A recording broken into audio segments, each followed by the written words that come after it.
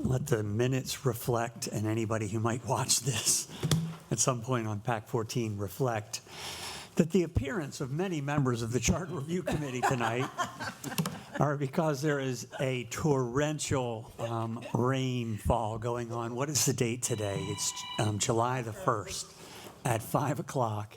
It's crazy town outside. Those of us who are not wet got here about 45 minutes ago because we just got lucky. And at Wayne's suggestion, because we are, of course, volunteers for Wicomico County, there's a snack closet right through this door. And anybody who wants a snack, help yourself because you've earned it for dripping through the raindrops. And the county, if they have a problem with it, they can come see us as collectively as a committee. Speaking of the next wet person to come in, we're sorry, Bob. Thank you very much. Yes, sir. I thought it would be a good idea to walk over in a thunderstorm in the metal. So, and everybody, Dallas has texted, he's just running about 10 minutes late. So truly, thanks for tonight. I know it's not, the timing couldn't have been worse, but we're here, and thank you very much for being here.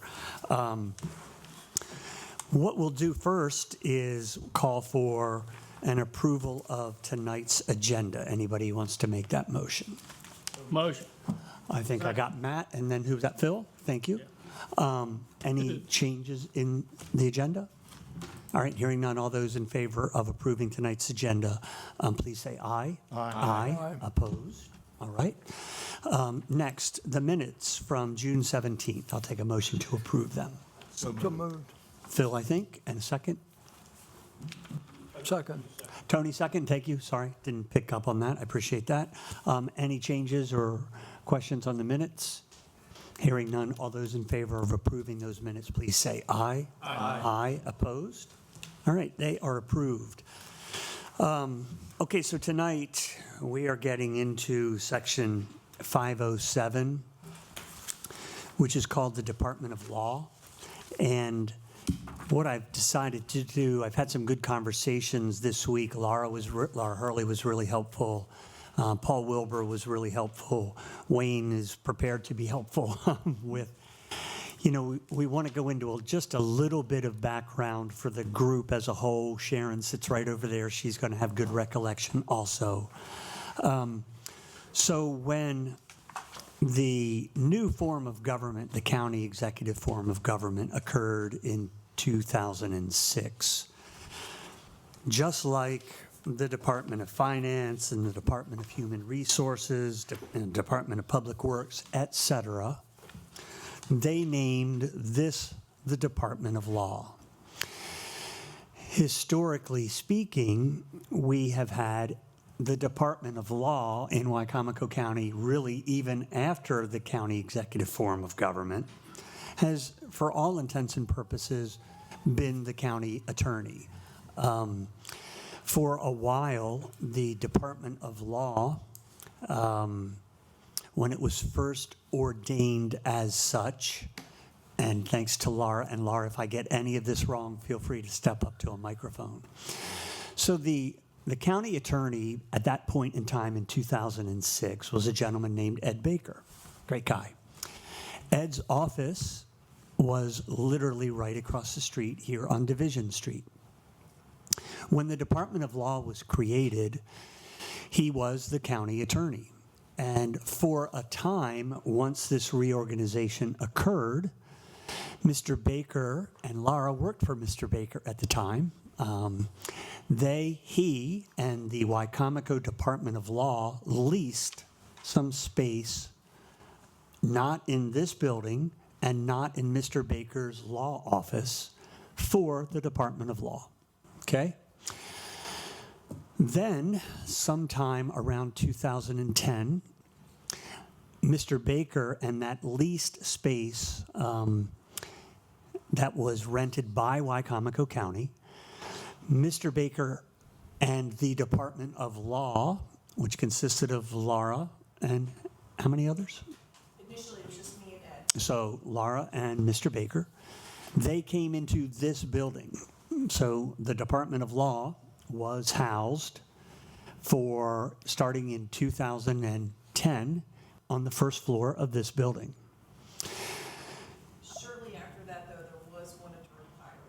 Thank you. Shortly after that, there was one more attorney hired, so there were 2 attorneys working for the Department of Law and Laura in this building. When Mr. Culver won election as the new county executive in 2014, shortly after taking office in early 2015, I believe, he decided to hire our current county attorney, who happens to be sitting at the table with us, Paul Wilbur, which is certainly, again, within the rights of the county executive. Mr. Wilbur operated and continues to operate as the county attorney on a contractual basis. Mr. Baker, when he was the county attorney, had a salary. Laura checked it for us.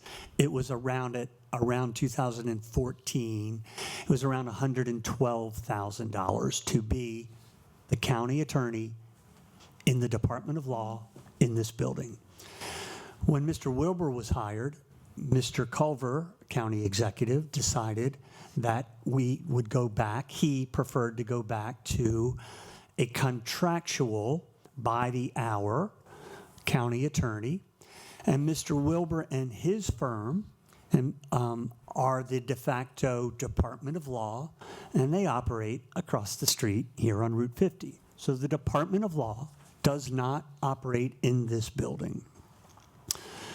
Mr. Wilbur, when called upon, remember his comments from the last meeting, and he'll certainly speak up, approximately 70% of his time as the county attorney is spent dealing with the various departments, needs of the departments.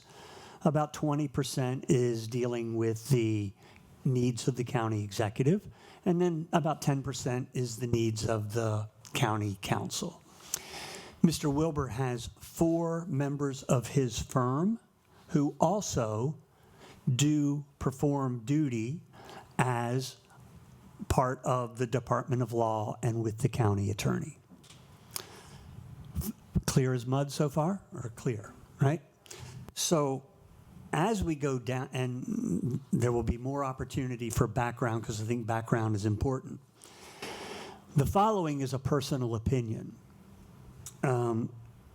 By calling this the Department of Law, in the same way we call it, right, the Department of Finance, et cetera, what has occurred is debate out there in the community of which is the right way to handle what is called the Department of Law.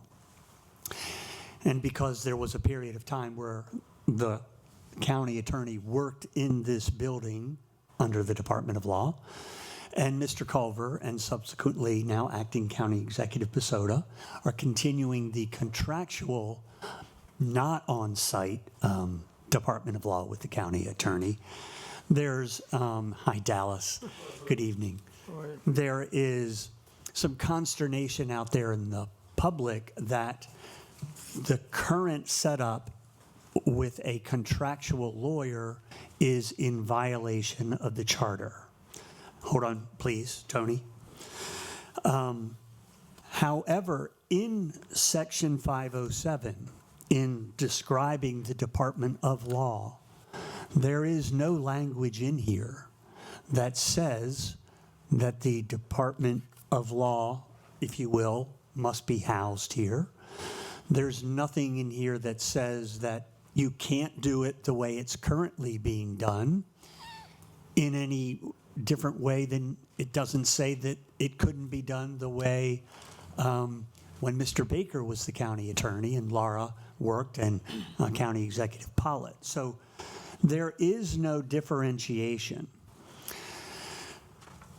At this point, so that's part of some of the challenge in speaking with Mr. Wilbur today and Laura earlier this week to kind of get some of this background. One of the things that strikes me is that maybe we should just not call it the Department of Law, and maybe we should think about calling it the County Attorney Office, the Office of County Attorney. I think for now, Paul, I'm going to look at you, and Wayne, I'm going to look at you, and Laura, I'm going to look at you, and Sharon, I'm going to look at you. I just wanted to provide the group and the public with the background on the, if you will, the Department of Law and the county attorney. Do any of the four of you want to add anything for context before we kind of dive into this? Any of you with institutional memory or knowledge? Yeah, Thank you, Wayne. I can probably help out a little bit. To give the group a sense of what Executive Culver's thinking was, his thinking was that it was a significant cost-saving move. By the time Bob arrived, or shortly after Bob arrived, I think we actually had 3 attorneys, a paralegal, and an administrative assistant. So we, in fact, had a small law firm. We were not only paying salaries, but we were paying benefits, and those benefits were becoming more and more expensive, particularly with regard to health insurance. So Executive Culver looked at it and said, look, I think we can revert to outsourcing law, hire a competent firm, competent attorney, shed the ancillary costs, the benefits costs, if you will, and that's why he made that decision. Moving forward, having worked under both scenarios, they both work. They both work. And one thing that I would say is that having the county attorney housed in this building really makes no difference at all, because most of the county employees and most of the county departments don't work in this building. So the sense that the county attorney must be in the GOB, from my standpoint, from a practical experience standpoint, just doesn't hold water. It's a very short walk across the street to Paul's office. I came from a background where we had locations in 20 different states, and we did a lot of lawyering on the phone. So the physical presence in this building, to me, is non-consequential.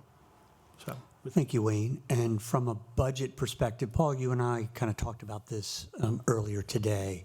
Also, kind of from a budgetary perspective, is it somewhat of a wash, if you will, that Mr. Culver thought that outsourcing would be a cost saving, and in fact, it sort of ended up being about the same-ish? And it's not our job. We don't pass the county budget, by the way. That's not our job. But again, we're just having a discussion about the department. I think the difference was about 30 to 33% between having it outside and inside, and it was the benefits. Sure. Okay. The health, the pension. Okay. Which, we just are an hourly rate. If Correct. it's an employee, there's going to be benefits. Yeah. Okay. Thank you. Okay, Tony, I saw your hand up. Time out. Excuse me, one more moment, Tony. Are there any questions that, again, I'm just trying to give a little bit of background and context before we dive in. Julie, yes, please. The contractual arrangement, did that go out for bid? I would certainly assume that it did, Paul. But then again, maybe it didn't, because the county executive gets to hire the county attorney in the same way the county executive gets to hire the director of HR or the director of, Usually yeah. Contracts go to the lawyer, so is it's just kind of, I just So wondered if it went, it probably did not go to bid. Sharon? Professional services. Yeah, so, I don't know No. that it went through a formal bid process. I do believe that Bob interviewed several different firms. And then and then chose Yes. who he felt was best suited. okay. All right, Tony, thank you for your patience. Yes, sir. Paul, don't take this personally. I have 9 lawyers in my family, and I can't get them to pass the pepper. So you just have to bear with me. Wayne described it right. When I left office, I was under the impression that there would be a law department in the building. I talked to Ed Baker, and he said, yeah, that's what he did. He worked here. And I agree with Wayne that The lawyer could be across the street or down the street, whatever. But there's a lot in here as you go through it. And I think when we get done with it, we either have to say, there's not a Department of Law, we're going to contract the law services out, or we're going to have a law department that you can do either or, but one or the other, because to me, it's not clear. Yeah. And there's a lot in here, that, the attorney can really influence what members of the council or the public do. That's the reality of life as far as I'm concerned. If you're proposing some legislation, and I looked at Paul and he said, you know what, you're going down the wrong road, I would respect his judgment as I did Ed Baker's when I was on the council. And if Ed said, oops, better not do that, Sure. personally, I'd listen to that because that's what they're schooled for and I'm not. But as you go down through here, I think it's important that we look at it closely because I'm not sure whether we're going to end up saying, well, there's no Department of Law, Right. there's just a county attorney and that you can do it either way you want. But down in B, for example, it says that one council member can ask the county attorney to do something. Boy, that could become an issue if that one council member had a lot of things they wanted to request, whether they would pose it before the council first and say, I'd like to propose that Sure. we have the county attorney look at this, and then 3 others raise their hands and say, we absolutely agree with you. We've been concerned about that just as you have been. But I think one could just beat it to death, so to speak. So, but there's a lot in here. I think when we get done, we have a responsibility to either clarify that there's going to be there's going to be a Department of Law, and they're going to work somewhere in a county building on a county salary with benefits, or it'll be the other way it is now, which, by the way, it was when I was on the council. Correct. Ed Baker was Yeah. contracted. Correct. He came on as an employee after I went off the council. But I think it needs to be clear to the public, because to me, that may be one of the most important positions in the whole shooting match. That attorney can influence with their judgment and the knowledge of the law where the county's going or the council's going. And frankly, I think most people, if they really think about it, if you have a county attorney who you have faith in and they say, nope, you can't do that, if you have any sense at all, you ought to listen to it. Thank So you. That's why I think it's critical that We're going to go down it pretty all these letters. Thank you. Okay. One of the things I want to make sure that the group, and there sits Mr. Wilbur, again, who's the current county attorney. So when we discuss this tonight, we're not discussing the performance of Mr. Wilbur, okay? He's a wonderful person, wonderful guy. What we're doing, I think he does a wonderful job as the county attorney. But as we're going to go down this, there's going to be some things that come up that occurred to him. But as we make any discussions we have, try to sort of ignore the fact that the current county attorney is sitting 15 feet away.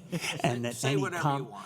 Yeah, and that any comments are directed at the position and not the person, right? And so, Mr. Wilbur, thank you for indulging us as your name gets weaved in and out of conversation tonight. So I wanted to say that. So, Sharon, yes, please. I just need one clarification. When you were giving me history, all that was correct, and I don't have anything to say about that. But did I hear you say that 4 members of Mr. Wilbur's law firm do work for the county? Yeah, That's correct. Yes, Yeah. that's correct. That was a big difference for Ed. Right. It was. Okay. Some of Michelle. the specifics that I see we're going to be looking at are that should we have an in-house, which we're looking at now? And I guess the other thing I would wonder, are we going to look at, should there be an attorney for the council? That's And correct. possibly, should there be one for zoning and planning, since that's a very specialized area? Right. We're going to get into all of that. That would, Yep, something to be considered. absolutely. Sharon?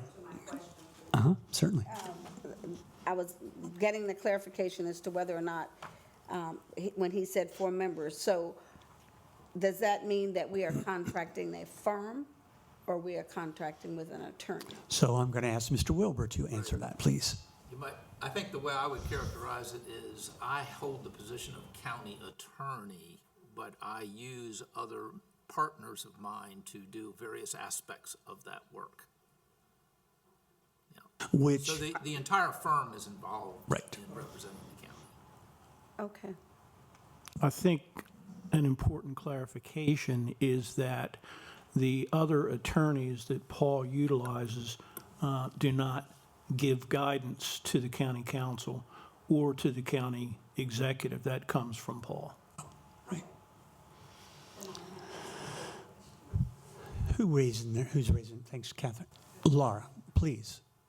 Yes, grab a mic, help yourself. So I just want to clarify, Wayne mentioned that there were 3 attorneys at the end. The 3rd attorney was hired for succession planning. So the intent, I believe, was always to have 2 attorneys, 1 paralegal, and an assistant. Right. And as far as the background, Ed and I initially came over, but shortly after, I think 2008 is when the new attorney was hired. She was actually across the street initially, and then she did transition over to the government office building with us, just to clarify that. Okay. And then I'll say that we were all full-time. I mean, so we all Sure. devoted 100% of our workday Right. to the law department. Okay. Thank you. Thank you, Laura. I'm looking around the room, and we're now going to start. Yes. Wayne, let me ask you something, because you were there and saw it. Because a good question's been raised about an attorney for certain boards. You know, you were sitting right there, so I really wondered about that. I think it's a good point, but I didn't think it was needed when I was here, but, that's been a while now. So let's do this. I'm taking notes Okay. on Michelle's notes, and correct. So among the questions, and we're just going to go down this the way we've been doing this.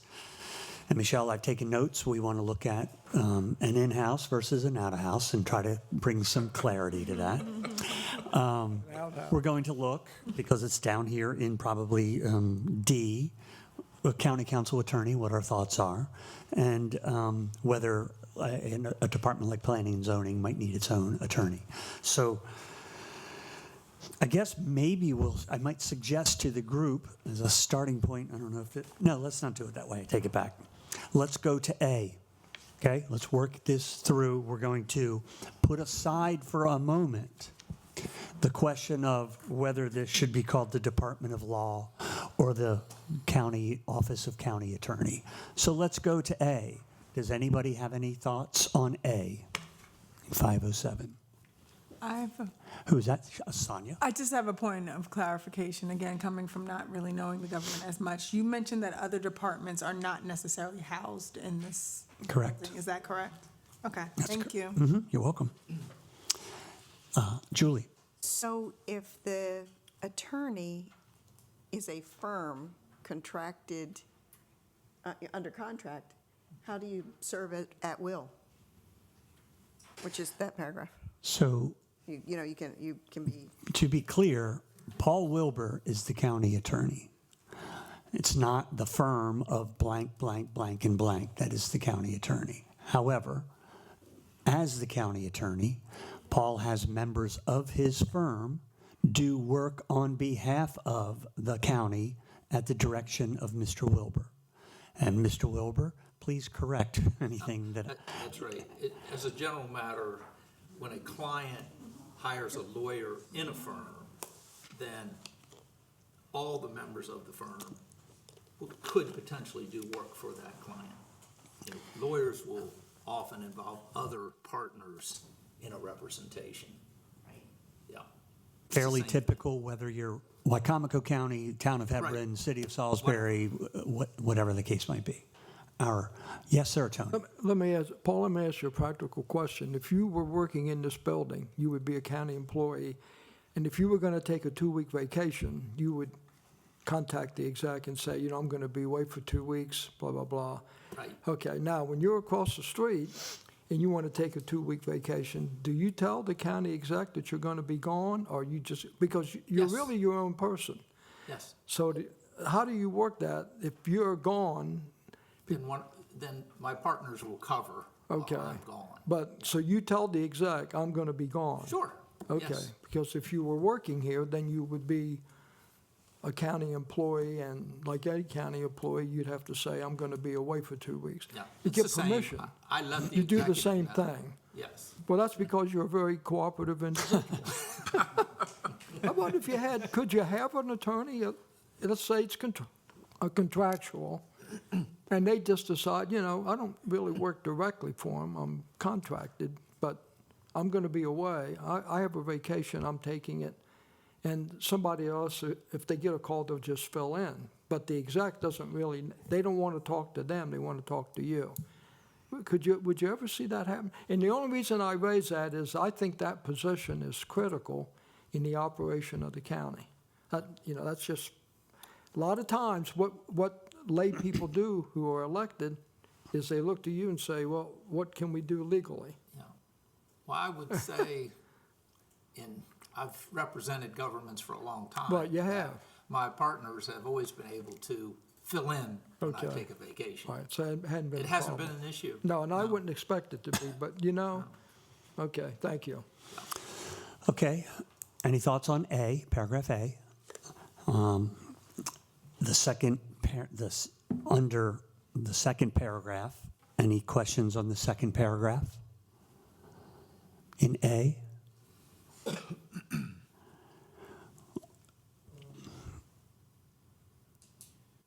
Well, Who's that? Blair? Yes, sir. As far as being a full-time employee that we've seen referenced for other department heads, et cetera, I don't see that here. So is that, say again? Right, very good, thank you. Well, the contract is with an individual, so it's sort of like an employment contract more than a contract with an attorney's firm, which is what I was under. I was in support of it because I thought that we were contracting with a firm who had a plethora of other people that they could bring in with advice, et cetera. And then if something happened to one attorney, it wasn't our attorney's gone. It was, we lost one person from the firm.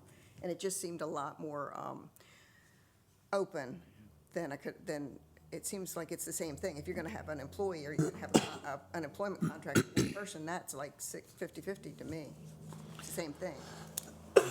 the issue is the county doesn't have employment contracts, and that's a serious hurdle in trying to find an experienced attorney with the requisite experience with government law to leave their practice and be subject to removal at by the executive or the county council. That's a tall order. That's a real problem.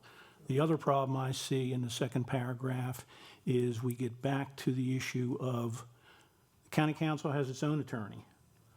So why should the county council have its attorney, but also have say over who the county attorney is? It's completely lopsided. It makes no sense to me at all.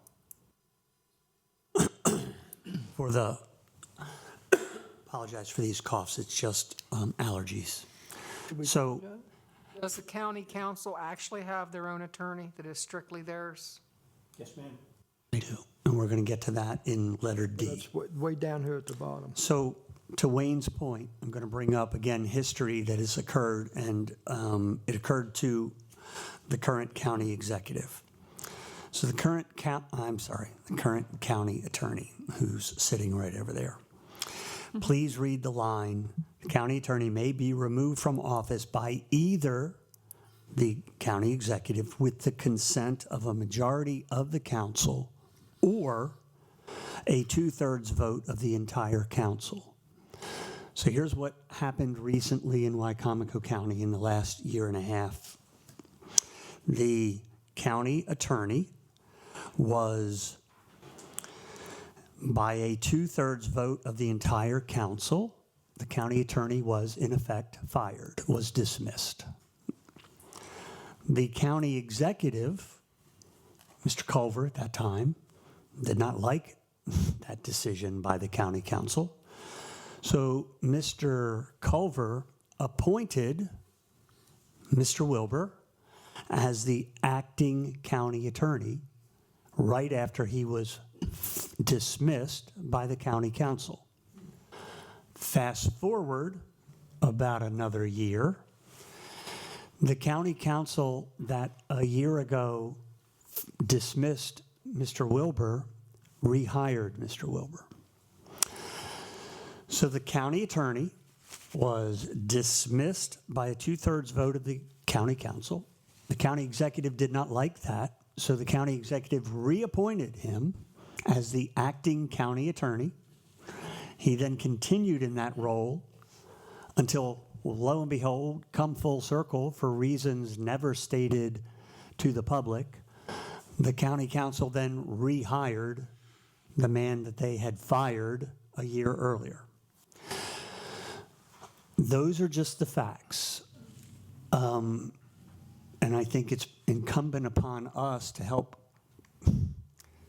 clean that up. That's not a good look. Again, I've been fairly consistent that there are certain things that go on.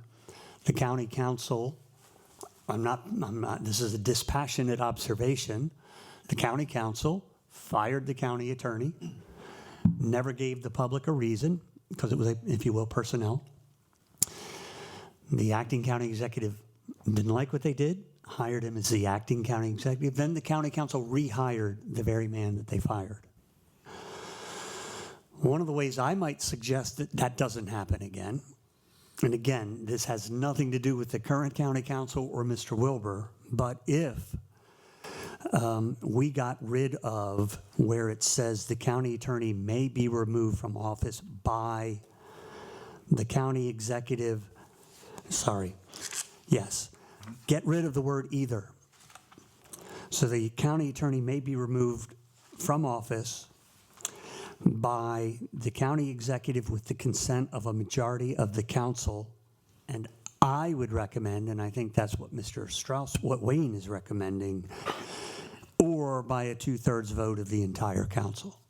Again, as currently in place, the county council has its own council attorney full-time. They also have at their disposal the county attorney. So there's a county council attorney and a county attorney. And as Wayne is saying, the council, in effect, has control over two different attorneys. They have their own, and in a case that just occurred, they dismissed, because they can, it says it right here, they didn't do anything that they weren't allowed to do by charter. They did it, and then we had this revolving door. Michelle, I see your... Just looking at this, and I want to make sure that we're just not going over one bad incident that has occurred. Prior to this situation, has any problem like this occurred before? And what is the role, Mr. Wilbur, of the county council attorney? Is his role simply to advise them on what they can and can't do, or things they may wish to vote on, or what? And what role does the county attorney play with the county council, your position? Okay. Under functions, B, under that next paragraph, I think we can see the answer for the county attorney. It says, by written request of a county councilman, that you can give answers to legal questions affecting, opinions, legal. That can be preparing legislation. That's something that is set up in there. Most of the rest of that paragraph relates to the county executive and the departments. So there's only specific things that the county attorney can advise the council on. So then what does the council attorney actually do? The second attorney? Right, I think that's back in 304. It's in 304C. 304, I think. There's potentially overlap between the two positions. Let's go back to 304. If you go to 304C, which is on page C9 of our little booklet here. It says that the council can hire an attorney to aid in its inquiries, investigations, or the drafting or codification of legislation. So there can be overlap there between the functions. Is there normally overlap? Well, I think that until recently, there, the council attorney position has been, we'll say, intermittent, very intermittent. There hasn't been much call for a council attorney, but in the, say, the last 4 or 5 years, there's been a council attorney who's, attended council meetings and provided advice to the council. Most of the county attorney's work has been for the executive and all the departments, to a limited degree for the council. Does that help? It helps some, yeah. Dallas first, and then to you, Tony. What I like about your suggestion is it treats the county attorney very similar to other department heads. Department heads right now come up, you get verified, you're confirmed when they're first appointed, and then you go about doing your business, and the way it's structured now, you'd come up every 4 years unless what would passed goes through. But at no point in a normal department head's thing does the council ever have an opportunity to just solely on their own terminate. The council can't just terminate. Now, the executive can. All department heads serve at will of the executive, so I could get fired, finance director could get fired, whatever. But at no point does the council ever have the ability to just come in and say, Department of Parks and Recs, you're fired, or, whatever. So I feel like that treats more fairly and makes things more uniform throughout the code of treating the Department of Law or the county attorney as it does every other department in the county. So I like that idea. Bill, thank you. Sorry, thanks. Thank you, Tony. This is very interesting, and I would ask that we remember that there are two functions here, the executive function and the legislative function. The executive function includes all the departments that are in the county. So if the attorney who represents and is appointed by the executive, and we remove in the second paragraph of section A, the county attorney shall serve at the pleasure of the executive, period.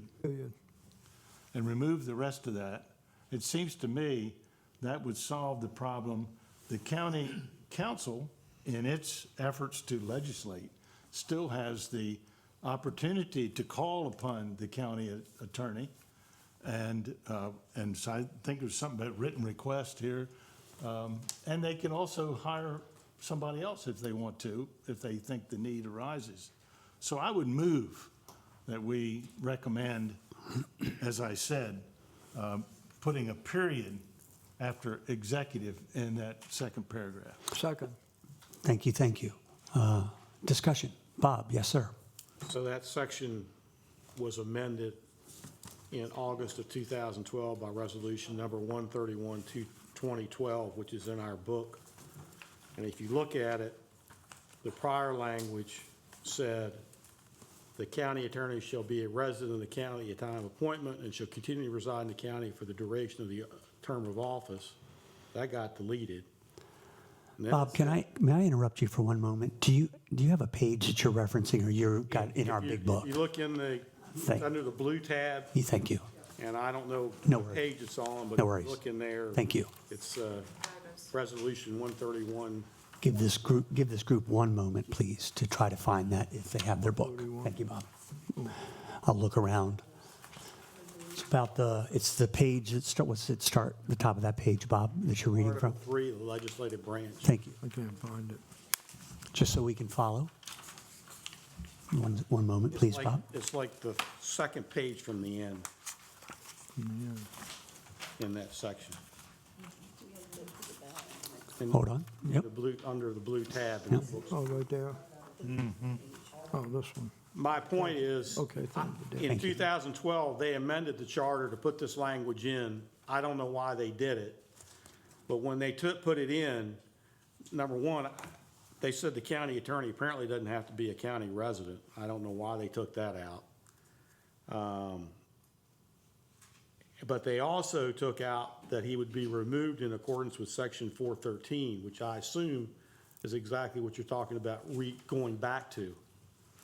And that may make sense, but for some reason, it got changed in 2012. Wayne, were you here in 2012? I mean, can you answer it? I was here, but I had just started, so I would defer to Laura. She probably has a better understanding of that. Thank you, Bob, by the way. Thank you for that. Go get them. Laura, please feel free. And listen, everybody, I want to remind everyone, Laura works for the county council. She's also working on our behalf. And so there may be moments where Laura comes forward to offer a factual opinion, dispassionate of what she may feel, and now she's been sort of asked to do that. So Laura, if you have any background that you can add, feel free. So my recollection is the attorney that was going to be promoted to the county attorney, once Ed resigned, she didn't live in Wicomico County. So the reason why that was removed was to allow her to be promoted. Thank you, Laura. And that succession plan ultimately didn't work, right? She never came, okay. Well, that's part of it, but I mean, they specifically changed the language and added the language about the county council being able to remove. So Is if there- we, That was in 2012 before any of, Mr. yes. Yeah, Right. Culver and everything else. I mean, I don't know why it was done, but it was done. So Bob, We're if I, talking about basically reversing. Reversing, what was that's done what I- yes. 9 years ago. that's what I'm trying to get at here, is that, yeah, if we do this, I'll get you, hang on one moment, Michelle, be clear. Phil has a motion on the floor, and it's been seconded, and we're now in discussion of that. What we may, if this were voted up, this would contradict what was done back in 2012. That's right. Thank you. We were reversing exactly. Thank you. And it may be warranted, but Understood. Yep. I don't understand why they did it in 2012. Got it. Thank you, Michelle. Thank you, Bob. Do you think perhaps we should talk to John Cannon, Joe Holloway, Ernie Davis, one of the folks, well, no, Ernie came out after Sherry, but someone that was on the council at that time, get them to explain this? The minutes might say why I haven't gone back to Look at the minutes, I'm saying, I don't want to vote on something that was done for a purpose. So before we undo what was done, let's do some research. Candy, yeah. You may want to consider talking to Matt Creamer, who was the council administrator at the time. Matt may be able to give us some real insight as to why and how that happened. Mr. Tillman, Phil, excuse me, I'm trying to go first names with everyone. Phil. Hang on, Michelle. Thank you. Phil, yep. Well, speaking in behalf of the motion, Yes. it seems to me if when this recommendation goes to the county council, whether or not to put that on the ballot, and one of them says, well, wait a minute, the reason we did this was because, then they can do that at that time. I don't think we have to go and reinvent everything. I would urge that we vote for this motion, in favor of Thank you. this motion. Thank you. Any other discussion on the motion? I say table it until we get some answers, just personal opinion. Somebody's got to help me with the Roberts rules on Motion to the, table? is that a motion to table? Table, yes. Okay, go ahead. Help. Can you say that out loud, Michelle? Saying if Phil rescinds his motion. I'm not going to. You're not. Okay. And her motion needs a second, or it dies. Excuse me, Michelle's motion, I don't know. Thank you for the what to Robert. say. Yes, Pronoun. understood. Pronoun. Okay. There's a motion to table. Is there a second? Okay, there's a second. Now, do we vote on a motion to table? Yes, or it instantly gets tabled? I don't know what I'm looking to Laura, or You're you Robert. vote on the motion to table? Or- Two motions on the floor. No, I understand, and that's why I'm asking for help on the Roberts rules here. We have a motion that Phil has made. Now we've had a motion to table with a second. My gut tells me we vote on the motion to table. I think that's how it goes, actually. I'm grabbing Robert's You have a rules. motion from Phil. Correct. You have a second to his motion. Correct. Now we're in discussion. So that And then motion has to do something. during the discussion was the motion to table and a second. I am not an expert, that's why we're going to try and, It didn't fail, somebody seconded it. Yeah. it did second. A motion to lay on the table or Hold postpone on. Yes, it was temporarily. seconded. Propose that the consideration of the main motion be postponed to a later time in the same meeting. The main motion can be brought back. Consideration of motion to resume is passed by the board for that meeting. The motion laid on the table will die if it's not taken up during the meeting. Debate is not allowed on this motion. The motion is not amendable. So what'd you just say in English, Bob? That, he's a great attorney, and Vote on the motion too. we vote on the motion to table. It passes its table. Thank you. No discussion on the motion to table, correct? Discussion. Thank you. And for clarification, if we table, it is tabled until when? Till I decide, or help me out? Till I decide. Noted. Okay, noted. Thank you. We good, Bob, on that? Okay, we're going to call for a vote on the motion to table. All those in favor of that motion, please say or raise your hand, aye. Aye. Aye. 1, 2, 3, 4, 5, 6. All those opposed to the motion to table, raise your hand or vote no. 1, 2, 3, 4, 5, 6, 7, 8, 9. The motion to table fails. We will now revert to the motion on the table, which is to second paragraph, the county attorney shall serve at the pleasure of the executive and the council. Any other discussion on that? Hearing none. Yes, sir. The pleasure of the executive, period. Pleasure of the executive and the council, period. No. Executive. Thank you. Executive. Thank you. Sorry. Trying up here. Thank you, everybody. Motion. This is a team effort. Thank you. Yes.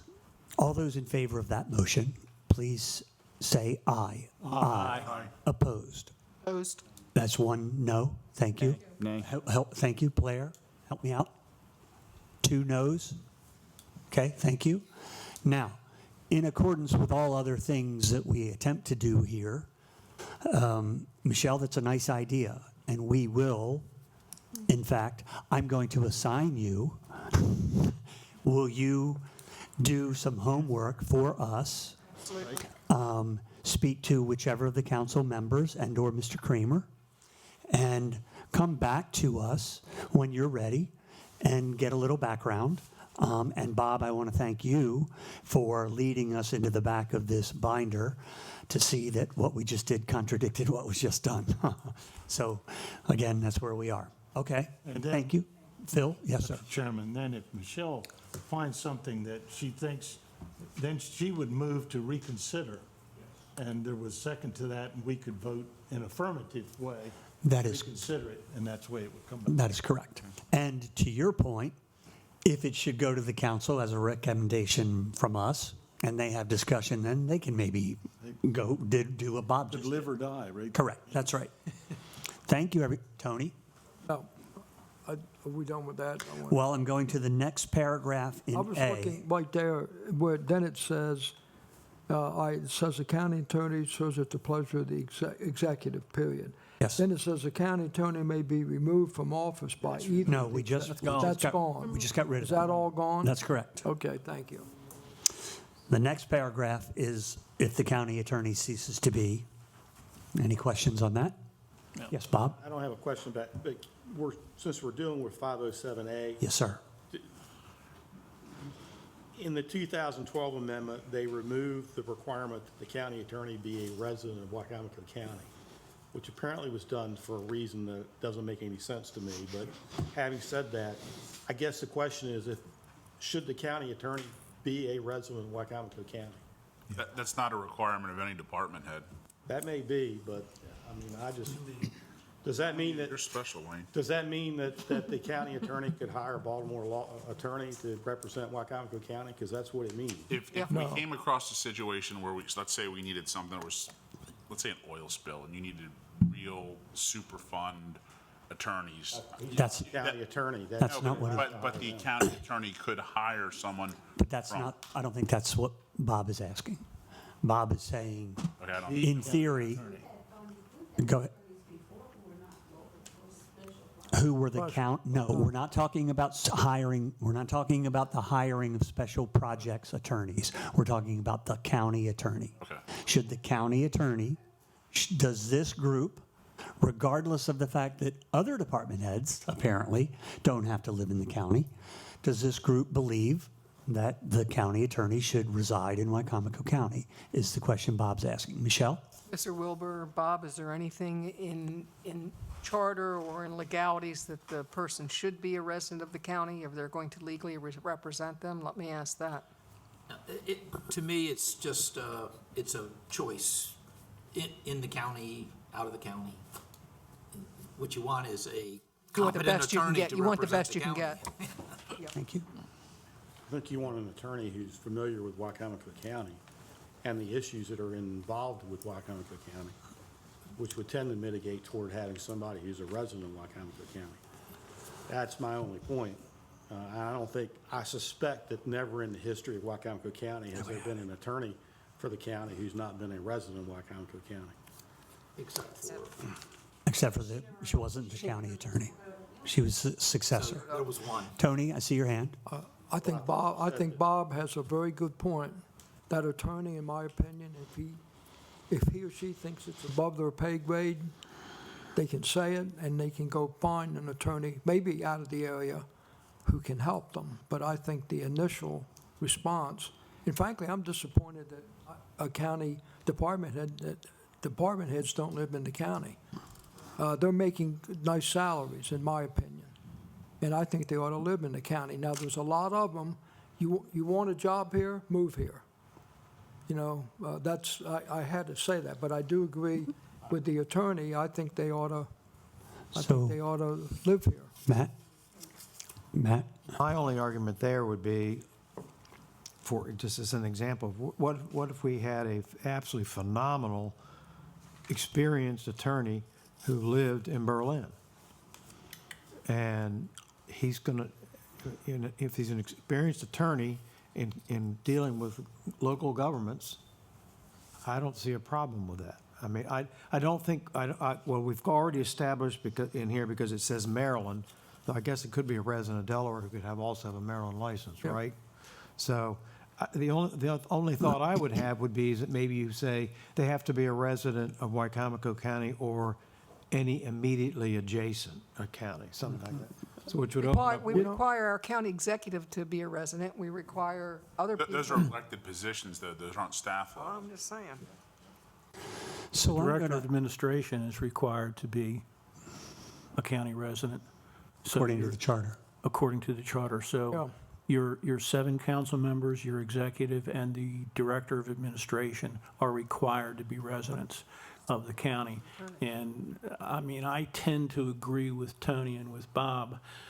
People making important decisions and taking important actions that impact county citizens ought to be in the same boat as the county citizens. It's a personal opinion. I will entertain a motion if somebody wants to make a motion on this question. I don't want to make a motion. Okay? Again. Yes, sir. But I'm thinking of your law firm and some other law firms in town where there might be one of the attorneys who lives outside of the county, but comes every day and works here. Do we want to eliminate that person? It doesn't affect that. No. The only one that has to live in Wicomico County. If that's the one you want to appoint to. Mr. Wilbur would be the only one that has to live in Wicomico. Right. That's what I'm saying. In that case, do we want to eliminate that one who may be the most competent when it comes to local government? That's the one we want to appoint as the county attorney and use the firm that he works in which he works, to represent the county. I'm just thinking of possibilities. I really agree that I'd like, if I were choosing one, I would choose one who was a local attorney, I believe, but there might be extenuating circumstances. I don't know. Julia, see your hand? You don't need a motion if what I want to suggest is leaving it alone. So that's not a motion, right? That's not a motion. Okay, and that is based on the fact that I believe that you're right in that people should be from Wicomico County. I don't believe it has to be a charter issue.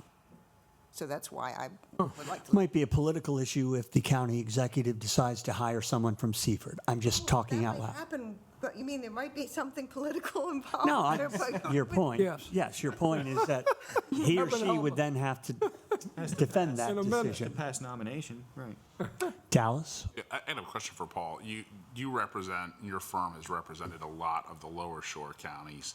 How many of the other counties have a requirement that have residency requirements for county attorneys? I didn't do any research on this because I didn't Yeah, realize I it can't would tell come up, you otherwise I would have looked it up. I can't tell you off the top of my head. Okay. Yeah, it's easy enough to check. Yeah.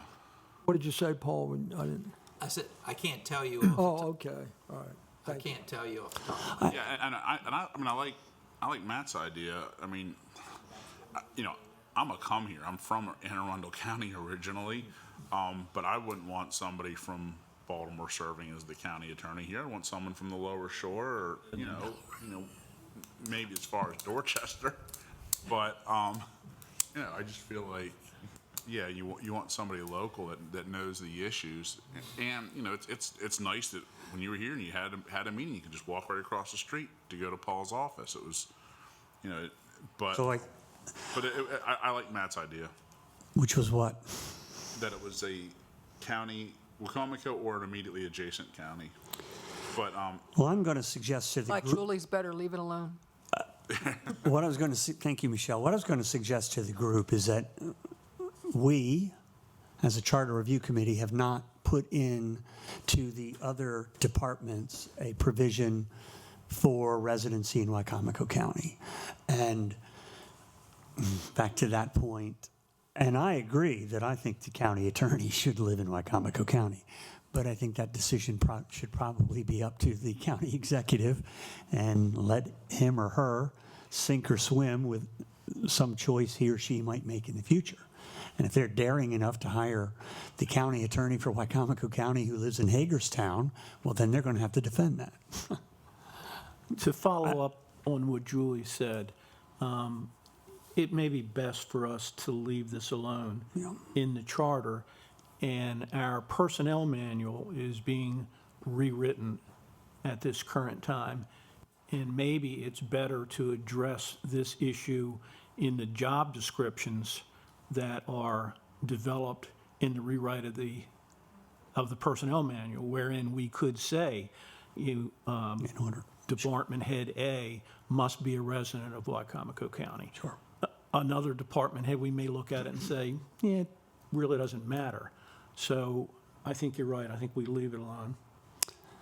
So we're going to leave it alone because nobody's made a motion, and we're going to leave it alone. Okay? Thank you. Functions, B.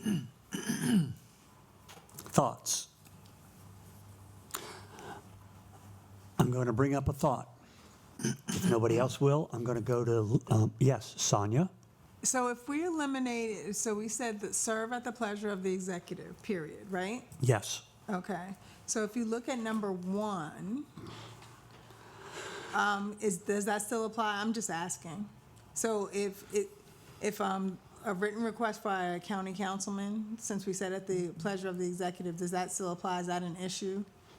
No? It's not an issue. Okay, But I'm going to bring up number 1 for a different reason. okay. So right now, again, by written request of a county councilman, which we'll read county council person at some point, we'll be fixing that. That was one of my notes on the side. Should that be by the whole county council instead of just by one council member? Now, going back to what Mr. Wilbur said, so the county attorney shall issue upon request, I'm now right above number 1, I apologize. Shall issue upon request, give advice and opinions upon any legal questions affecting the interests of the county, when the same are submitted, one, by written request of a county council person. I'm okay with that, personally. I'm just, where I The way it's do, intended there, Mike, I think that just means a county council person. I don't think, oh yeah, county council, exactly, county, correct. but I'm saying one person, or not saying one particular person that comes to them. Right, a member of the county council. Where I get a little, and Mr. Wilbur, I might ask for your help on this question. So if, in theory, and by the way, when I say this, I'm going back to my days when I was the president of the Salisbury City Council. And there were 5 members of the Salisbury City Council. So, Mr. Wilbur, right now, could any member of the county council, any day of the week, any time of any day, each individual, call your office or call Laura and say, hey, I want to draft a law that says all streetlights in Wicomico County need to be purple. Yes. And if that council person asks that, either via Laura or via you, to draw up legislation, you are required to submit that that legislation to the council. If the request is in writing. If the request is in writing to make purple streetlights, correct. Right.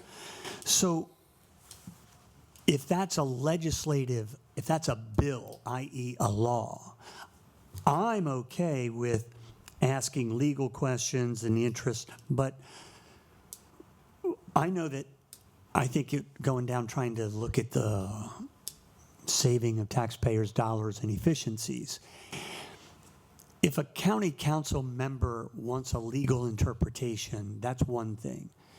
If every county council member has the ability any day of the week, all 7 of them, to ask you to craft a law, any law that they might think of, without the consent of the majority of the council, and I'm not saying this is happening, but in theory, you could be drafting purple street light laws for every council person, as currently written. Theoretically, 7 variations on the same Yes. subject. So when my brain went into this, I was thinking that I'm okay with number 1 standing, but I was thinking that perhaps, and I'm just going to throw it out there, and it'll either get traction or it won't, that request to prepare legislation should come from a consensus of the council, as opposed to, and this is just me, and I'm the chair, but I also have an opinion. I've gone in my brain. I just wonder if preparing legislation, as opposed to, if you will, getting legal requests and opinions, I'm not sure if that's the best way forward, or if, in order to consider an actual new law legislation, perhaps it should be from the council, and the council in this case would be, right, a majority of the council. So I'm just throwing it out there for discussion. I'm not going to go to battle over it. I'll turn to the lawyer first. I have what seems to me to be a practical question, and that is, if we're going to discuss whether the county council should have its own council, its own attorney, shouldn't the county council, if they have a question, ask their own county council attorney and not be asking the county attorney? So it seems to me that the question, frankly, we need to address whether or not we think there should be a county council attorney position created in the charter.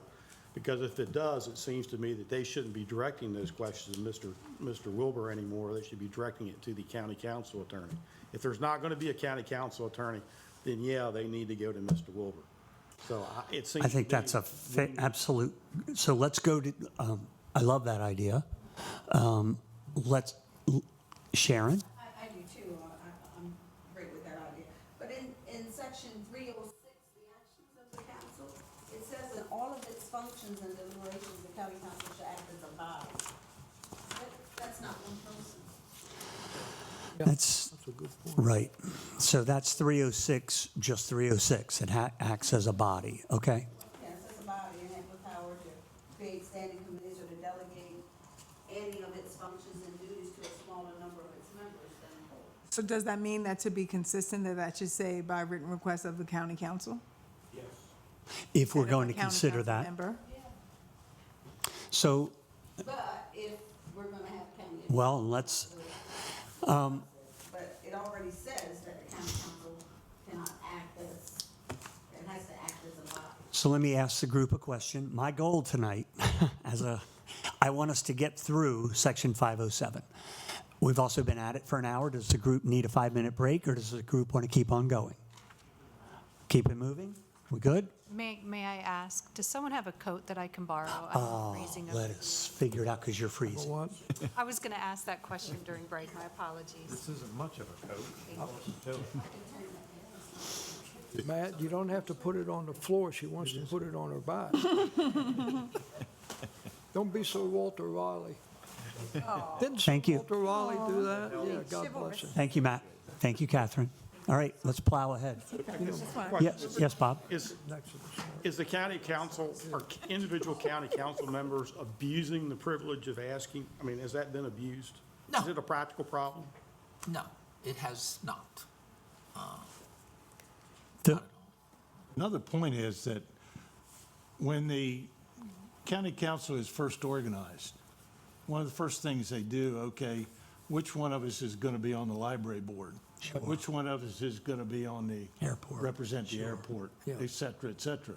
So in doing that, I might, if I'm representing the library board, I might say in writing to Paul, Of course. you know, if I propose this legislation affecting, does that make sense to you? And how would I do it? And under what section would I do it? To get that opinion before I present it to the entire council.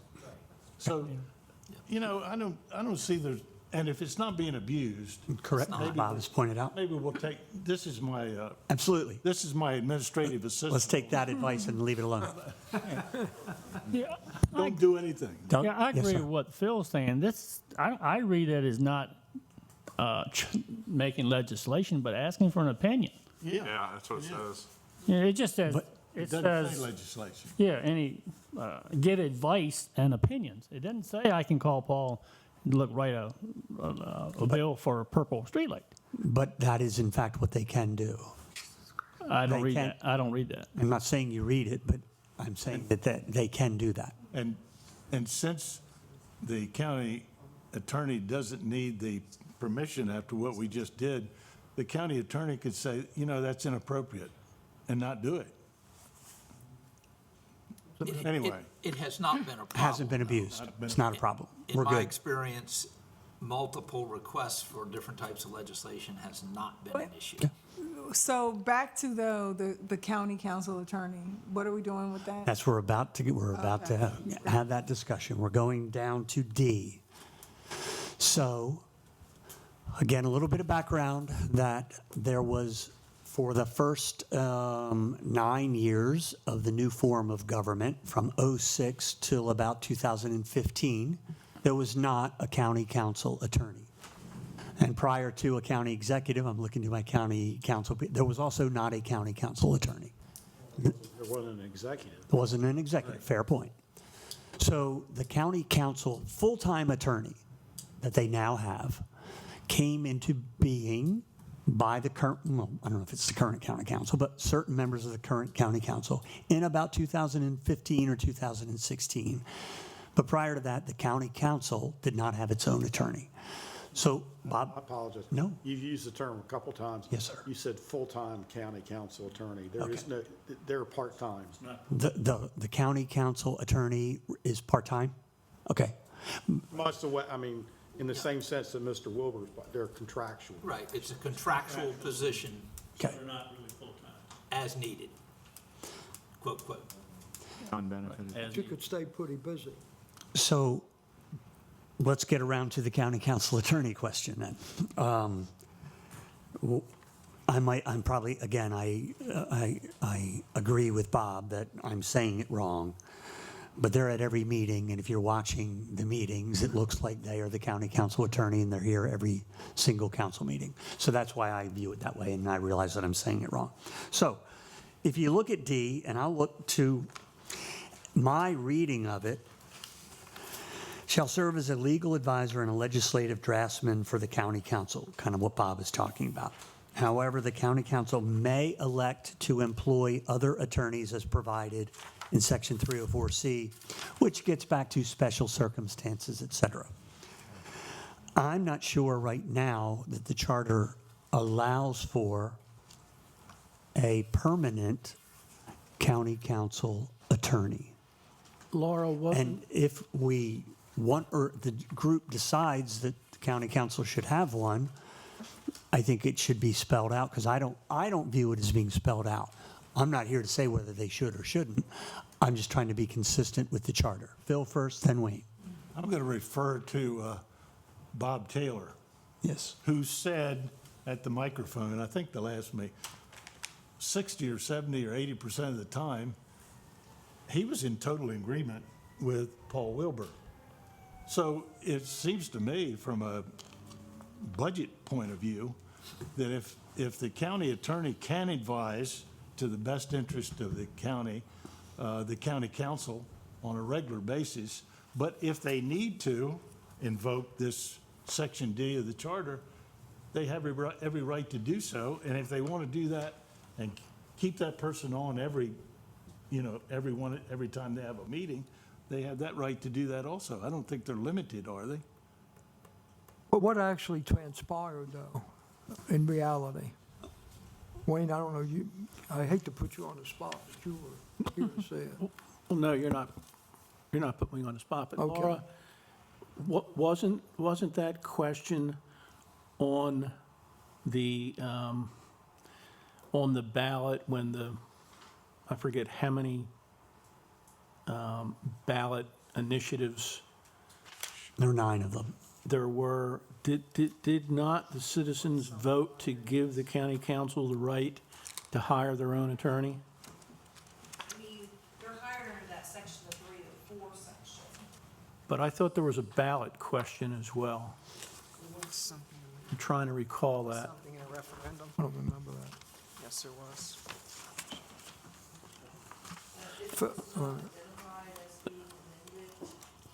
Okay. Maybe it was talked about and it didn't reach the ballot. I don't recall. But Tony, to your point, I suppose there's a difference between giving legal advice and acting as an 8th council member.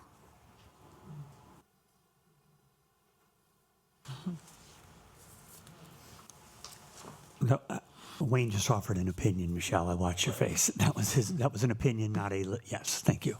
Tony? I was going to ask Phil, how would you react if we just said the council could have an attorney? Because it's gotten kind of complicated, the sense I get, since you served and I served.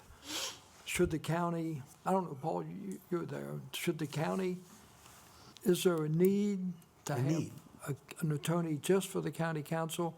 Or has that been developed by an unnamed individual because they have expanded that role? Am I Number making 18 sense? on this sheet, Tony, asked that should this section provide for an in-house county attorney? Yeah, I'm But I don't know confused. if that means county attorney or Yeah, I county don't know. council attorney, but, I'm confused. It says right here, however, and this is the last sentence Right. of D, however, the county council may elect to employ other attorneys as provided in section 304C. There's nothing that says that they can't hire an attorney, so why, I don't understand the confusion as to if they can or can't they. It says they can. Clear. And that was on the ballot November 8th, 2016. And that's What was the question, Catherine? To amend the county charter to change the role of the county attorney in the representation of the county council and the council's right to employ counsel. The current charter requires the county attorney be the legal advisor of the council, and the charter amendment modifies this requirement. So, yes, it did. So no, the question was that, for me, was clarification on why would the council go to the county attorney if they have a council attorney? That was my question. It wasn't all of this. It's just, I need clarification. Do they have 2 options? They could go to either, or I guess it depends on if you have a council attorney or not. It sounds like in Legislative. 2016, it should have been grouped all together, that if they were able to hire their own legal counsel, then there should have been a separation at that time. But now, it's time for us to look at that separation, so. yeah. In Mr. Taylor's email, which was sent earlier today, for those of you who may have had a chance to see it, he referenced, and he sends a lot of stuff, but I read all of it, and, you know, there's good stuff in there. Today, he referenced that Harford County and Baltimore County specifically have duties and responsibilities of a county council attorney, if I read it correctly.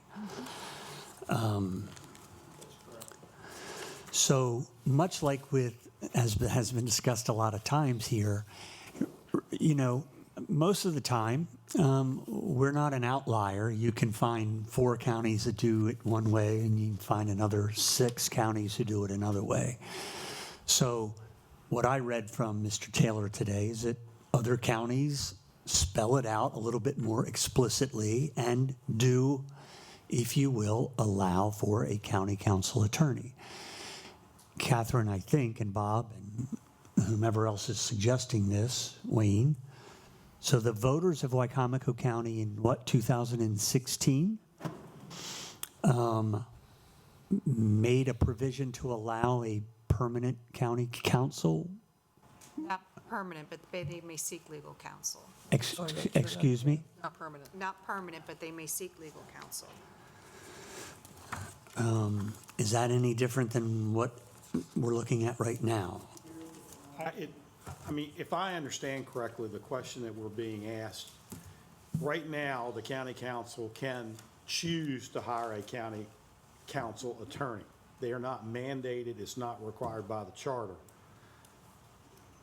To use Mr. Taylor's suggestion, which if I understand correctly, Mr. Taylor is suggesting that perhaps we should consider amending the county charter to create a position, a permanent position, for lack of a better way of putting it, of a county council attorney, so that they don't have the option of having one. There's one in the charter. So right now, they can have one. In 2016, they opted to have one. If my memory serves, and I may have this incorrect, the initial county council attorney was Ed Baker. Was. And then after Mr. Baker retired, permanently retired a second time. Then Mr. Taylor came on. That's correct. So it didn't start with Mr. Taylor, it started with Mr. Baker for a year. So right now, they can have one if they want one. The question is, do we want to follow the Harford County and Baltimore County and mandate in the charter that there be one permanent? And no disrespect to Mr. Taylor, who's not here, and I'm sorry to say it because he's not here, but Mr. Taylor seems to argue on many occasions that Wicomico County is not as large as, does not have as big a budget as Harford County and Baltimore County, and therefore should not do certain things because of that. In this instance, he's saying that we should have a council attorney mandated in the charter, although the 2 county charters he's choosing are Harford County and Baltimore County, which are much larger and wealthier counties. It seems to me that if the county council wants to have a council attorney, they can do that, and they are choosing to do that now. I don't think we should probably put it in the charter. Thank you, Bob. Tony? Paul, let me ask you a question. Well said. How much work, if they had their own attorney, how much work would that individual really have as it pertains only to the county? They couldn't come to you for anything, period. They would have to deal with that attorney. How much work would that person have? Well, as I said last time, I do about 10% of my work for the council. For the council, right. So theoretically, that 10% of the work would go to. They could develop into more, but right now, that's about the number. Wayne? Mr. Wilbur, would decisions that would go into legislation still have to come before you as the county attorney, not the council attorney? Yes.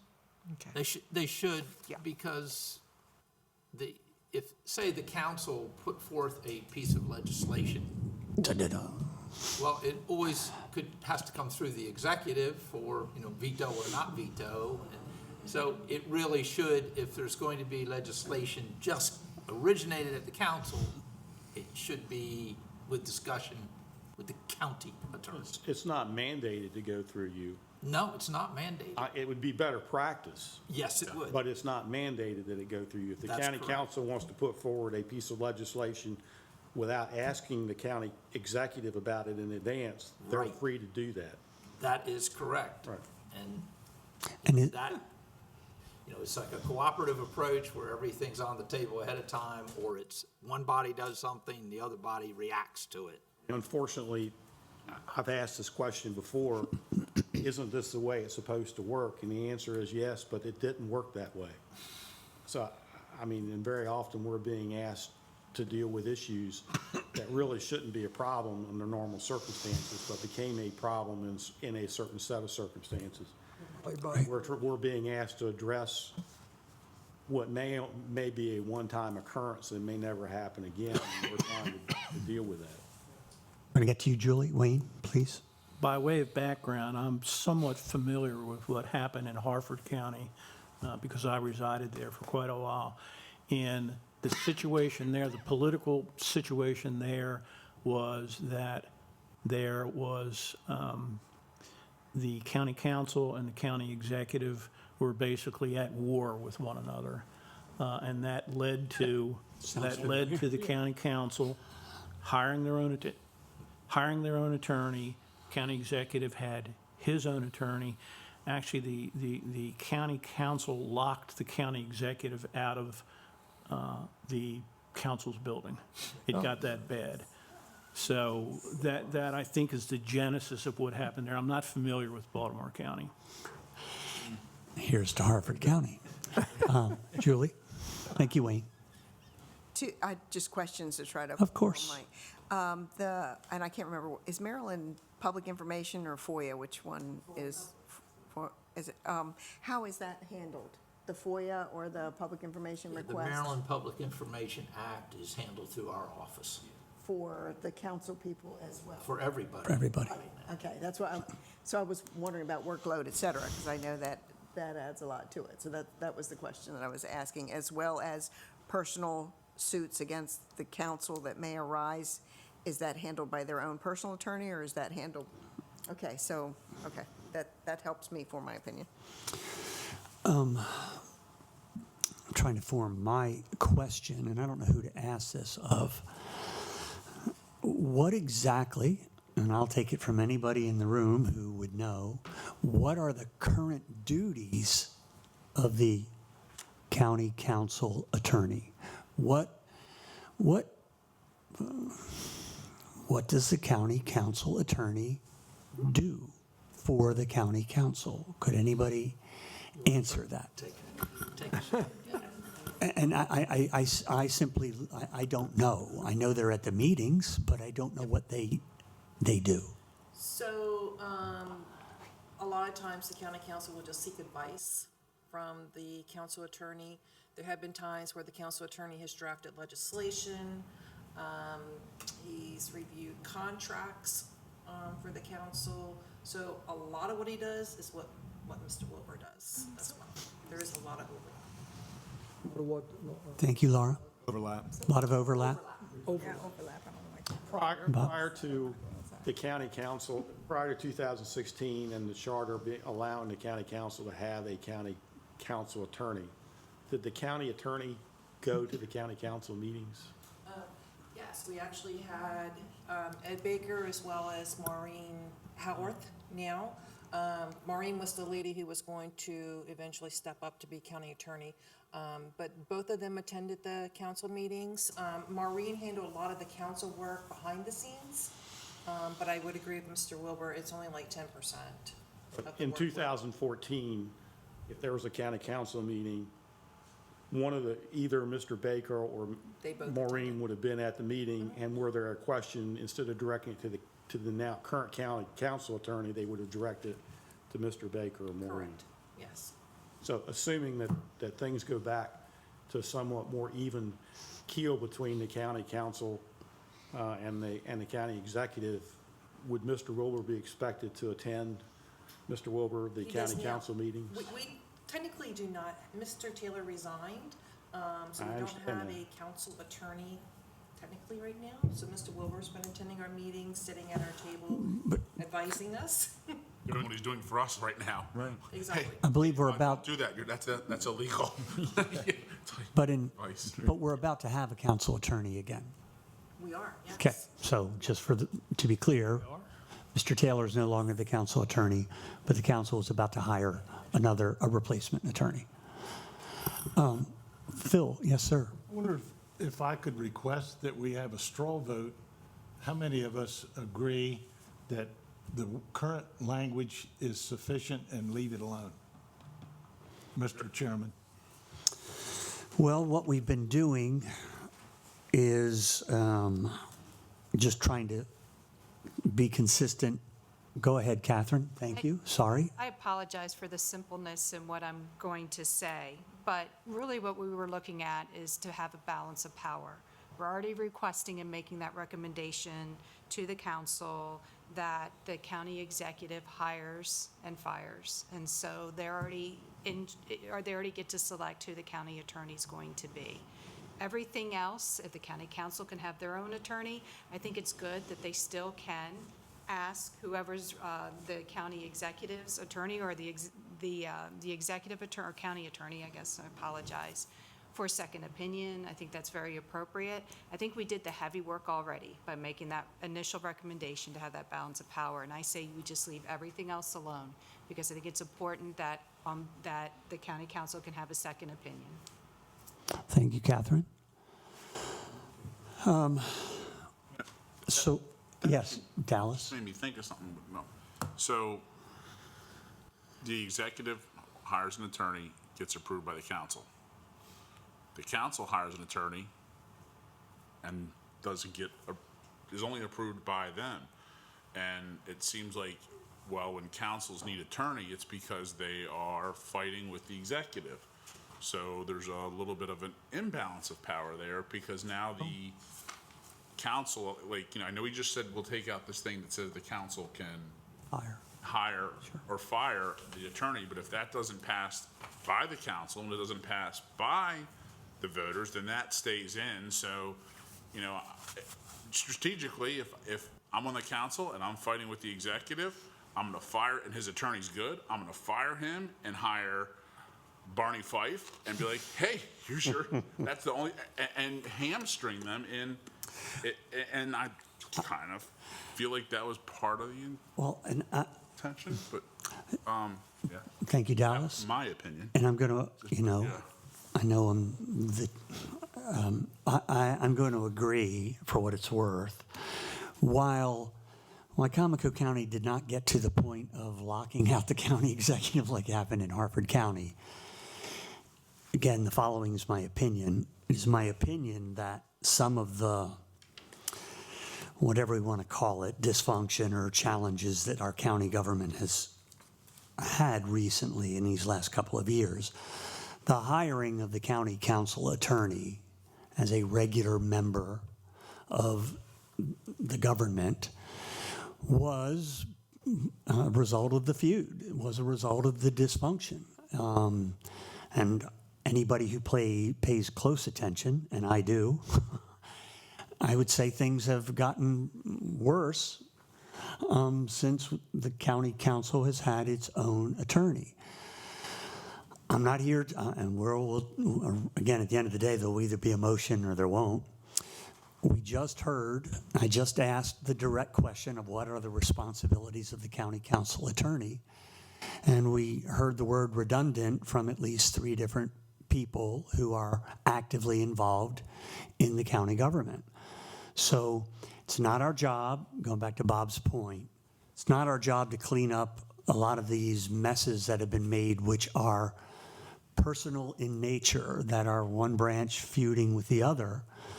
But I'm of the opinion, doesn't mean anybody else here shares it, that the creation of the council attorney and the effort to put it on the ballot for the people was, in fact, to Dallas's point, another opportunity for the county council to gain a little bit more of the upper hand. And remember also, to Dallas's point, everything we recommend doesn't mean any of it is brought forth. So if the county council were to strike our recommendation from earlier, that Phil's motion passed on, they still would be in the position that they are today. And one of the things that someone in my conversations, there's been a lot of talk we're doing great work, and a lot of the fingers, wrong word, a lot of the dysfunction seems to be being laid at the county executive. But it has gone, at least again, this is my own personal opinion, there is a fair level of tit for tat, and the county council on occasion has been just as egregious in its actions in this war as has the county executive. So I don't think there are any innocent parties here.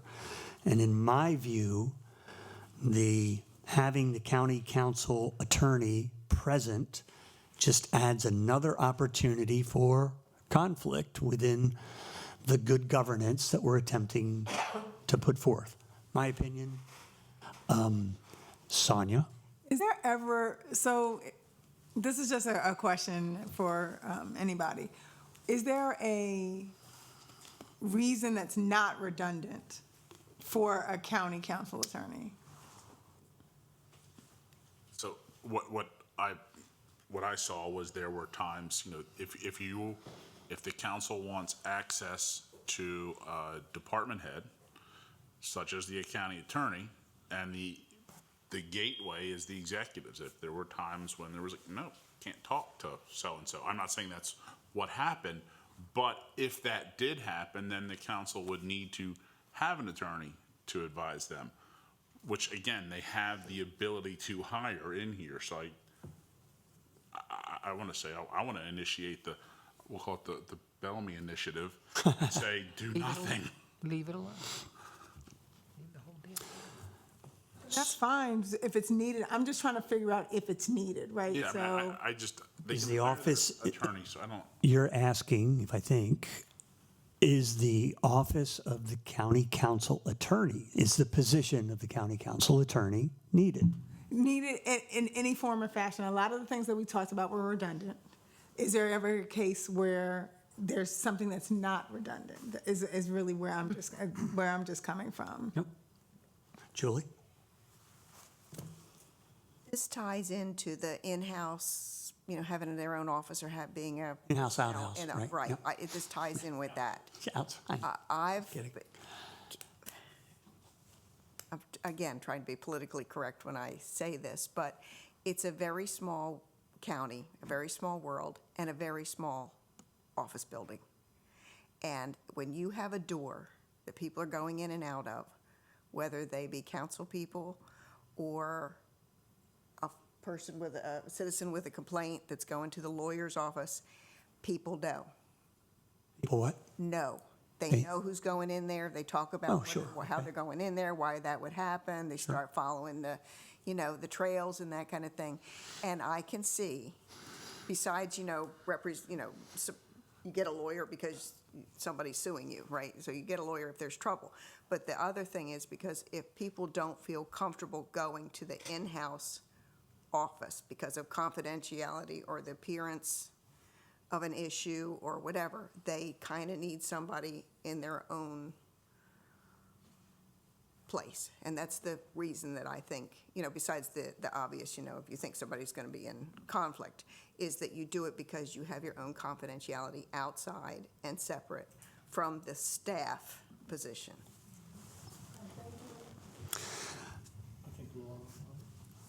Thank you. Sorry. Thank you, Wayne.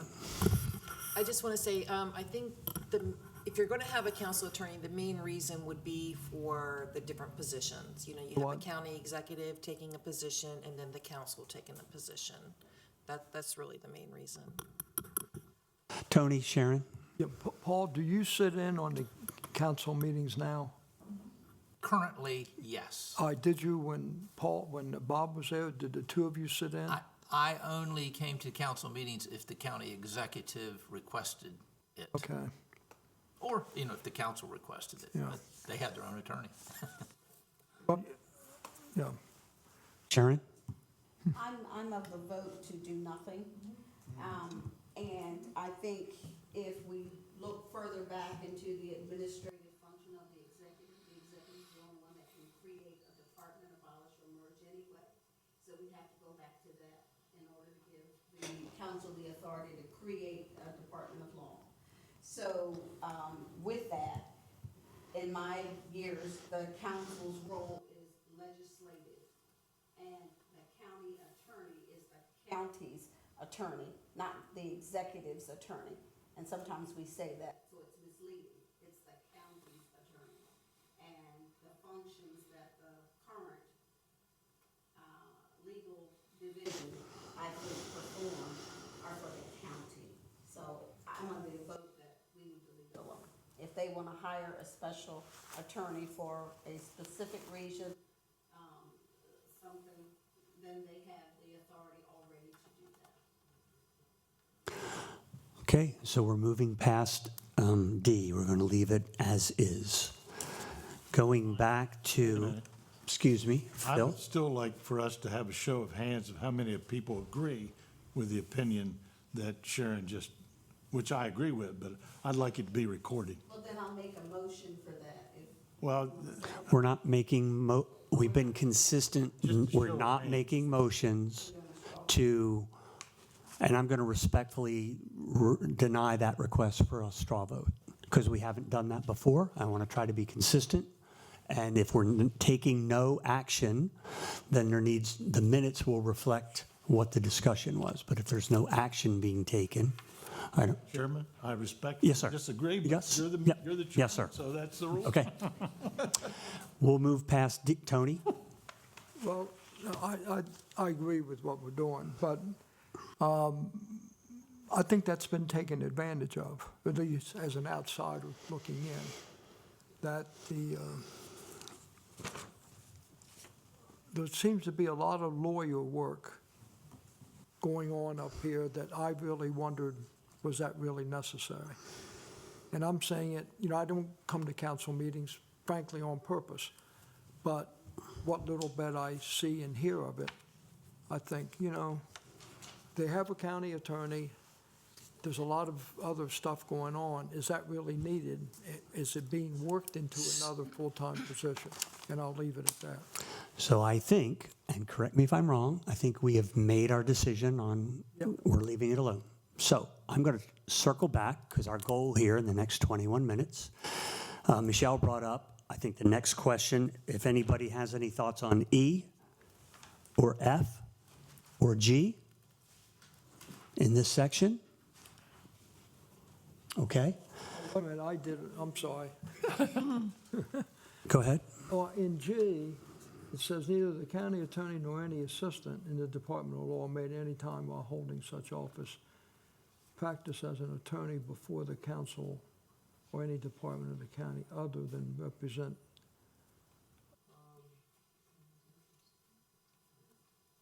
So I don't know. Paul, you have a private practice. Correct. And I hate to say you have a private practice, like I'm not picking on you. But does that ever become an issue for you or one of your other partners, because they're rendering a decision for the county government, and then all of a sudden they say, oops, you know what?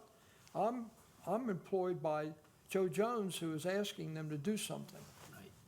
So, we got to be careful with that. Right. It has not been an issue if, we have obviously not appeared before a county body or the county council representing a client. Right. We have sent them to other attorneys for representation. So we don't get into that type of conflict. But you follow the right way to do it. Isn't that limitation, that's what it says to do, right? Isn't that what G says? Well, that's what it says, but G says you can't do it. do Right. two different things. Well, we've had, again, we can't control what, Can't control. Okay. yep, correct. Can't legislate behavior. I want to get back to the in-house versus contractual. That was one of the things, Michelle, we wanted to talk about in-house. We've just done the council attorney. Let's circle back to in-house versus contractual. And the question of Department of Law or renaming it. Any thoughts? Matt? In my limited experience, I think we're better off having a contractual arrangement. Number one, you're going to get a good person who will be willing to do it because they're not giving up their private practice. Whereas if somebody's hired, you're probably going to have a challenge maybe getting as good a person, in my opinion. So, and then the other thing that happens is, in Paul's case, he handles a lot of it, but, and I don't know this for a fact, but, you know, maybe one of the other partners has a very strong personnel experience, you know, dealing with a firing or a harassment or whatever. And Paul says, look, I'm going to ask you, I'm going to assign this to so-and-so. And so that brings a because most of the firms, particularly in this area, they're pretty much generalists. Now, they end up with niches, but, you know, you go to Baltimore or Annapolis and you'll find an attorney who does nothing but aviation accidents. I mean, that's all he does. And so in the world that we live in, I like the idea of having a contracted arrangement where the executive is getting to pick that person. The council at this point has to approve that our person or team. But I think it to me kind of get the best of both worlds. Wayne? Thank you, Matt. I think, in my opinion, the issue here is that there's been an interpretation of the charter that outsourcing the county attorney is a violation of the charter. And I think we need to clean that up. From my standpoint, we don't know what circumstances are going to be, you know, in the next 5, 10, 15 years. And I think the charter should provide that it can be done either way. If a county executive believes that it's best to outsource, and he convinces the county council that's a good way to go, so be it. If the county executive feels that hiring an in-house attorney or attorneys is a better course of action, again, he or she has to convince the county council. So I think we should leave it flexible and not pigeonhole ourselves into only one possible course of action. And the charter currently is silent on the matter. So, Paul, with the approval of the committee, I have a suggestion. Would you be willing to draft language that you can bring forward to us, which would perhaps add a new line that says kind of what Wayne was just saying? Right. The decision to whether the county attorney practices in-house as an employee of the county or is outsourced contractually is the option of the county executive. I'm looking to the group. Or it could be a blend. Well, it's probably problematic. I would say that's probably problematic. Would you say? I think it's at the discretion of the county executive. In other words, what we are all acknowledging is it's not spelled out, and we want it to be spelled out. And if we're spelling out that it's the option of the county executive to outsource or to hire someone within, that is his or her choice, or do we leave it as it is? Wayne, can you say to me again why we need to put it in? Because saying nothing is meaning that you can do it, but you're saying that there's still some. There's urban legend that the current system does not, is in violation of the charter. Yeah, but the charter is silent on this matter, and we've seen over the past 6 years, the charter being silent on this issue has created a lot of problems, and I think we should clarify it in the charter. Talk about one of our charges is to clarify and decide what we need to clarify. Okay. Bob, yes, sir. I have no position on that particularly, but I would only point out, I don't think it's just a county executive's decision, because if the county executive decides he wants to create an in-house Department of Law, he can't do that unless the county council funds it. Correct. So he can say, I'd like to do it, but the county council says, we're not going to fund it. Because, It ain't gonna happen. because we think the current way is cheaper, if you will.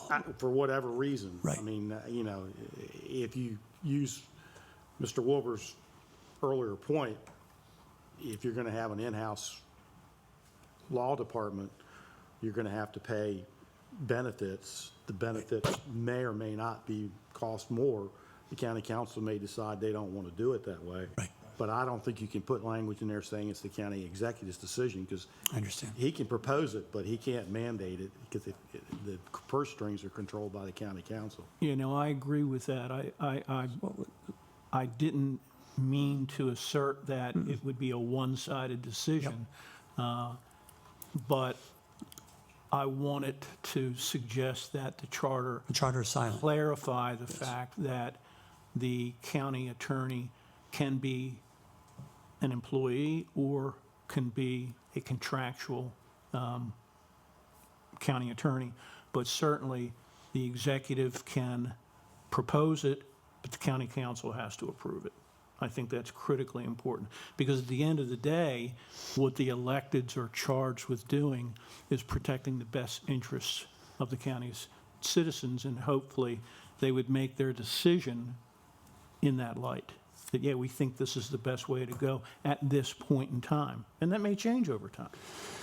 Is a simple fix, again, going back to one of the things I thought I mentioned at the beginning, because it's called the Department of Law, is that where some of the, ambiguity, if it was changed to the Office of County Attorney instead of Department of Law? I'm just, And you also have the county council attorney under this section. So, that's a great point, Michelle. I'm just saying it. No, it's a great point. I think the charter is silent, and I think we should fix it. Paul, is the group okay with Paul I'll take a shot. take a shot at it? And all these points are valid, and I hear you. But this is, I think, one of our charges is to try to clear up where there's ambiguity, because this is, Julie? Is this one of the positions that gets reappointed every 4 years? Or is that one exempt? Okay, so it does go every 4 years. So there's like a renewal or okay, each time. Thank you. Let me, Tony, yes, sir? how about if I was an engineer and I said, I can be the county engineer and run my own business, and I'm a hotshot? Are we going to get ourselves in a problem? Yeah, I was thinking the exact same thing. And what if you get on that rabbit hole of, well, do we need a finance department? Why don't we hire a CPA in their firm? And you can basically start outsourcing the entire I don't government. know. Maybe it's flat for a reason. Maybe it's Maybe silent what? for a reason. Yeah. I doubt it, but your point is valid. I mean, who are all these people, Wayne, that have all these mystery questions about it? Is it an urban thing within Salisbury? Oh, no. Because it's not something you hear in other parts of the county. Well, when I say the word urban legend, Michelle, I don't mean that literally, that it's Salisbury. I'm saying that, in my opinion, part of the challenge is with the way the current county government is operating is that people think that county executive is in violation. People think the county council is not operating according to charter. And then it takes on a life of its own. It has nothing to do with. And no matter what we do with this charter, you are going to have that. We can't put a Band-Aid on everything in here, and I'm saying it's, No, I think a lot of what's happening in this room is based on personal experience with the last county executive and the county council, and it's not something that went on forever. It is an isolated, I hope to God, it's an isolated incident, and I don't think we can do everything we're doing just based on, oh, this happened, so we better fix it so it can't happen again. You know, I see a lot of fixing where, you know, I really wonder, do we need to be doing this fixing, or has somebody got a lot of angst over what happened before? I think there's both. Yeah, and there were issues with the previous executive. Yes, it got worse under the most recent executive, but there were times when it was under Rick, where there was, the two weren't talking. I understand They it. were and- headbutting. And it's- Dallas, to my point, when we first started this whole process, and no one here wanted to look at hiring a county administrator who would be well-educated, paid a very good salary, and have an assistant, no one in this room wanted to look at a different form of government than what we're in. Sharon was here for many years before, and the previous system worked very well. Am I correct? It really wasn't a problem. And you were ensured that whoever ran this county on the administrative side was well-educated and ready to do the job. And that's my biggest concern, is that whoever is the person who runs this county, that they're well-educated, they're good with people, they're good with administration, they're good with planning, and that's my biggest concern. But no one here wanted to look at the fact, do we really want to consider a government for Wicomico County without a county executive and with a highly educated and skilled county administrator again? And I hear it from a lot of people. Why do we have a county executive?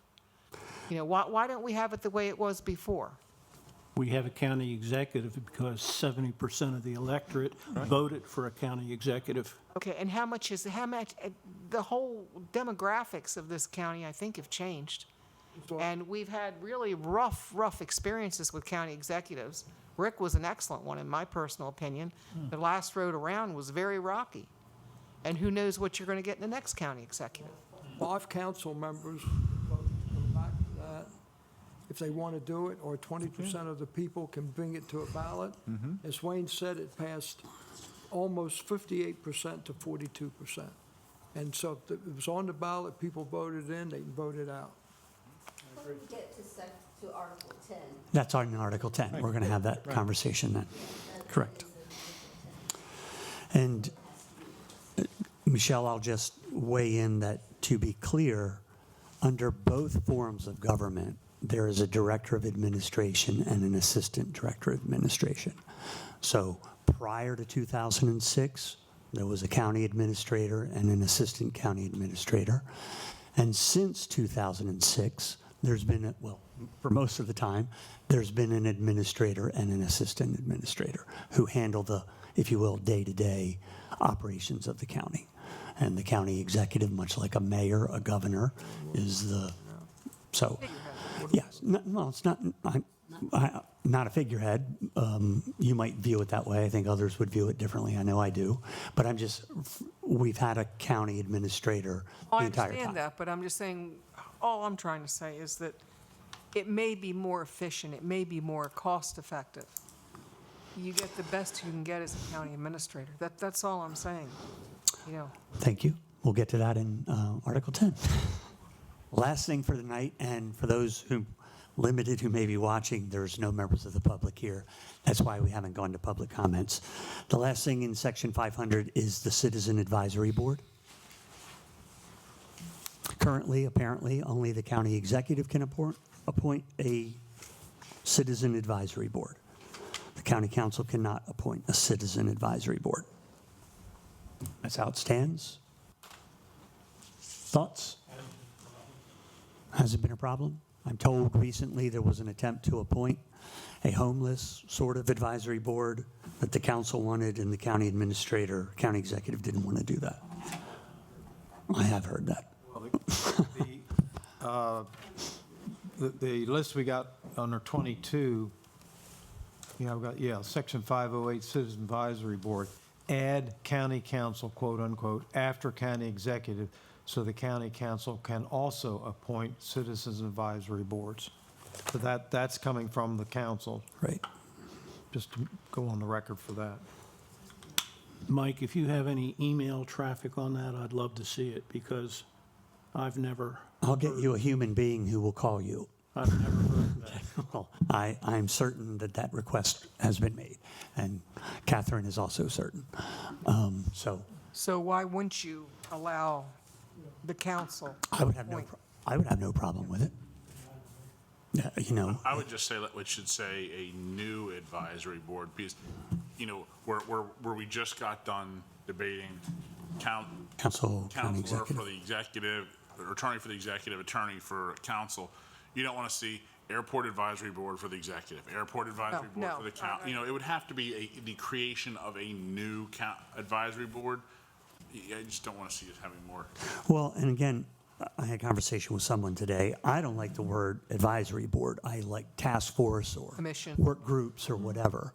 But a limited, correct, a limited scope that would keep us away from the creation of another. I think these are meant as task forces that might be appointed by members of the government. I don't know if Tony or Phil, if you guys ever had a working task force on X that you appointed. On whether to have minor league baseball in Okay. Wicomico County. Okay. It was a task It force. was a task force, thank you. But Okay, that council was the executive and the correct, legislative body. that's right. I'm trying to think of what legislation the council would be considering that they would not be able to seek advice from the public. They have public hearings, they have all kinds of, I don't know. I hadn't heard that was a problem either, but. Mike, I think. I'm not saying it's a problem. I'm saying I am aware of an instance recently where the county council wanted to create, if you will, a task force related to homelessness, and that request was denied. Was it the county council or a county council person? Were they acting as a body? I don't know. I don't recall any work sessions. We don't have to act as a body. I don't recall any work session, so I don't recall any formal request. Noted. Executive. So a citizen advisory board, the county executive appoints or creates a board, but his appointments have to be approved by the county council.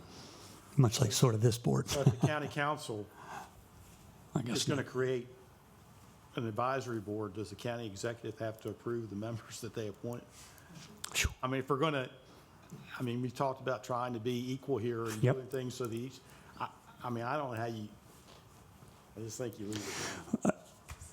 We're certainly going to leave it alone for tonight. This is 2 minutes of 7. We will pick up right there. I will get for you what you've requested. And thank you, everybody. We got through gonna section talk about- 507, Are we going to talk about the zoning planning and zoning attorney. Thank you, Sonia. next time? Not tonight? No, Or, I guess next, You got 2 minutes. what's that?